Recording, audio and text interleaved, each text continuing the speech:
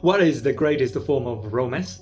The answer is to die. Surprised? Today, let's talk about something many people find hard to understand. How can you tell where Chinese people is ready to face death voluntarily? There are usually two situations. The first is when an elderly person starts to say, "By the ancestors above."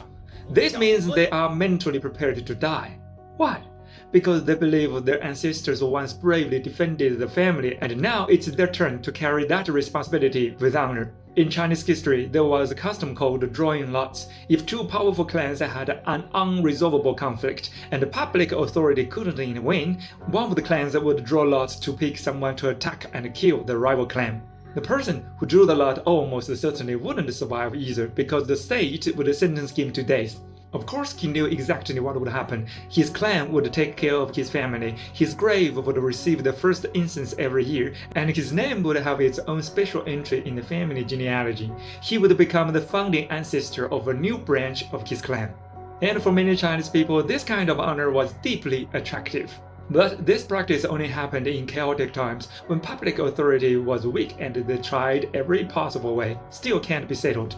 It was a desperate solution. No one really wanted to exchange life for life, but the spirit of family responsibility behind it has lasted through the ages.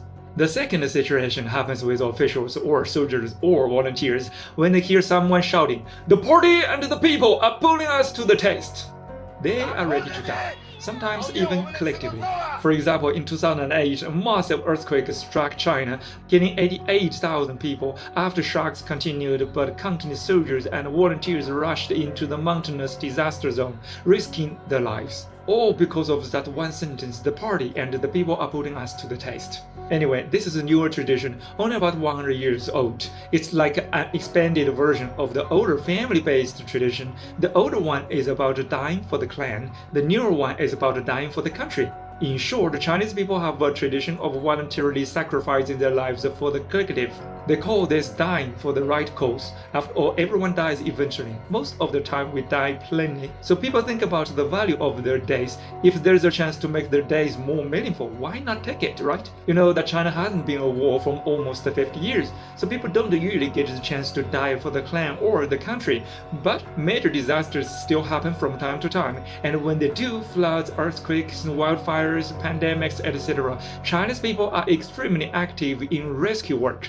Volunteers rush in and soldiers arrive immediately. For them, disaster means an order to act. If they die during the mission, they become heroes. The state takes care of their families, their graves receive first incense as an honor, and their names are honored in the family genealogy for new pages. If they survive, their bravery becomes a lifelong source of pride, and the society shows them great respect. So this willingness to give one's life so others can live, isn't that kind of a romantic ideal for you? It honors the ancestors and the nation above and protects the descendants below. 1.4 billion Chinese people do have faith. Only just it's not a religion. The ancestors, the clan, the whole race, the descendants, these are all real, tangible creatures, not an imaginary or intangible concept. In fact, what inspires Chinese people to willingly give their lives isn't a religion, it's another form of faith.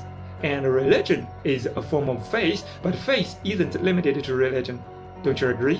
What do you think about faith and romance? Follow me and Eastern Perspective to see the world out.